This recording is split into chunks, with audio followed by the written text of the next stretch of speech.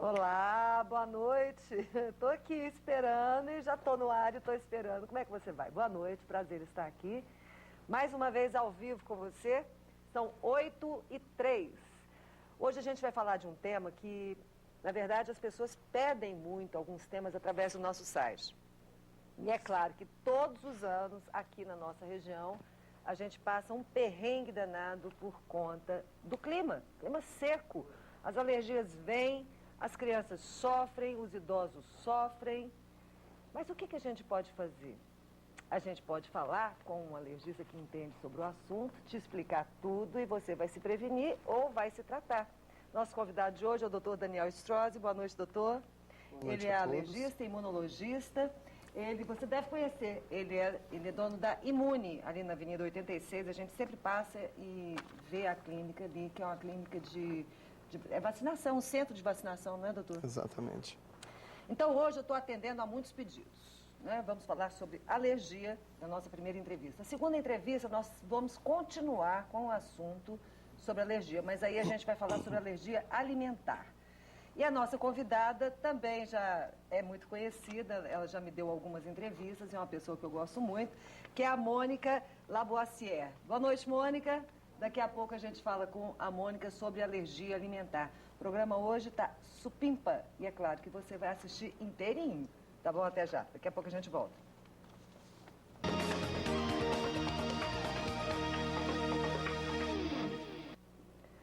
Estamos de volta ao programa Boa Vida ao vivo. Entrevista agora o Dr. Daniel Strozzi. Ele é alergista e imunologista e a gente começa perguntando o que é a alergia, doutor.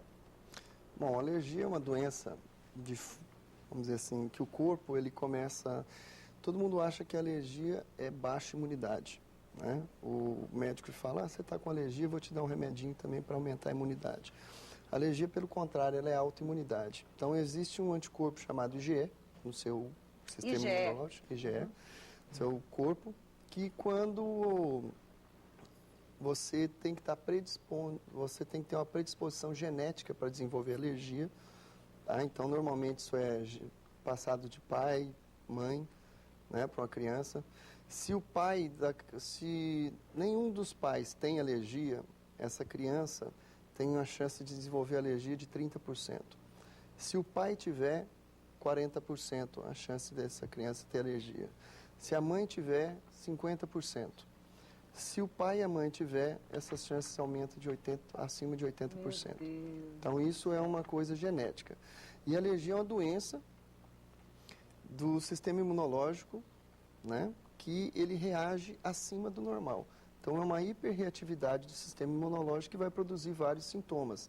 Daí, dependendo de cada tipo de alergia. Se for respiratória, sintomas respiratórios, sintomas de pele, normalmente são coceiras, né? Olho também coceira, que são as conjuntivites, sintomas gastrointestinais, no caso de alergia alimentar, que vai ser falado mais tarde, e alergia a medicamento. Então, existem vários tipos de alergia, né? A alergia, de repente, a pessoa tem, mas ela não se manifesta, mas em algum momento da vida ela vai vir. Existem alguns, vamos dizer assim, existem pessoas que são predispostas a desenvolver alergia a um determinado alimento. Se ela não entra em contato com esse alimento, ela não vai desenvolver alergia até o início desse contato. Mas a alergia também nunca inicia no primeiro contato, porque a gente acabou de falar que tem que ter anticorpos IgE. A partir dos primeiros contatos vão ser produzidos esses anticorpos. E a partir de... Tem muita gente que fala, eu tomei, vamos dizer assim, essa medicação anos na minha vida. E como é que eu desenvolvi agora com 50, 60 anos? Isso também tem uma predisposição genética nessa tolerância de desenvolver essa reação futura. Mas a pessoa pode, você falou no caso de medicamento, a pessoa pode tomar um medicamento durante tanto tempo assim e vir a desenvolver alergia só muito tempo depois? Exatamente. Que loucura! Porque acredita-se, não tem muita explicação ainda, né, imunológica, mas acredita-se que, de repente, você tomando uma medicação dentro de um processo que você teve uma doença viral. Essa doença viral vai mudar, vamos dizer assim, o citocromo da sua célula, que vai produzir umas reações alérgicas no futuro. Eu conheço uma pessoa que tem alergia a vitaminas. Vamos supor, ela vai tomar um cálcio para fazer uma reposição ela tem uma dor de cabeça enorme. É certo isso? Então, aí que a gente fala, que todo mundo fala que muita gente é alérgico. Então, não é o problema, sintomas alérgicos, vamos dizer assim, no caso de dor de cabeça, só não é um sintoma alérgico, né? Até que se prove o contrário, mas dor de cabeça não é sintoma alérgico, baixar a pressão quando toma dipirona, dipirona não é um sintoma alérgico. Então, a gente tem que definir exatamente se esse paciente tem alergia, qual tipo de alergia e qual sintoma esperado por esse medicamento, por esse alimento, por esse ácaro, alguma coisa que ele entre em contato. O que acontece com o corpo, por exemplo, quando uma pessoa alérgica à picada de inseto, por exemplo, vamos supor, uma pessoa não sabe que é alérgica à picada de um inseto. Ele vai pescar, como a gente ficou sabendo que recentemente um médico morreu, estava pescando, uma abelha picou e não deu tempo nem de chegar ao hospital e morreu. Mas ele nem sabia que ele tinha alergia à picada de inseto. Nesse caso, a alergia, ela se pronunciou da primeira vez. O seguinte, na primeira, não, mas ele já teve alguma picada alguma vez? Com certeza. Esse tipo de reação é a reação mais grave da alergia, chamada anafilaxia ou choque anafilático, né? Pode ocorrer com medicamento, alimento e picada de himenópteras, né? Que são esses insetos. Nós temos as três, que é abelha, vespa e formiga. E o marimbondo é uma vespa, né? Para quem está perguntando, e o marimbondo. Então, Marimbondo é vespa? Marimbondo é uma classe das vespas. É mesmo? Então, daí, o que acontece?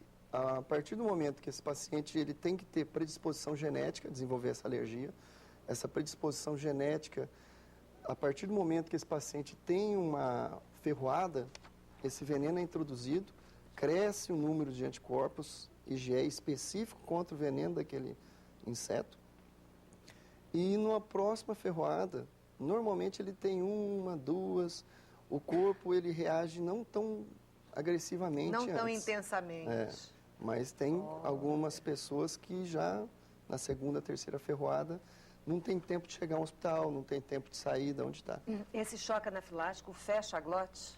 Ele inicia com sintomas, né, cutâneos, de coceira, aquelas empolações, começa a baixar a pressão, né, aumenta, pode dar sintoma de fechamento de glote, que a gente fala,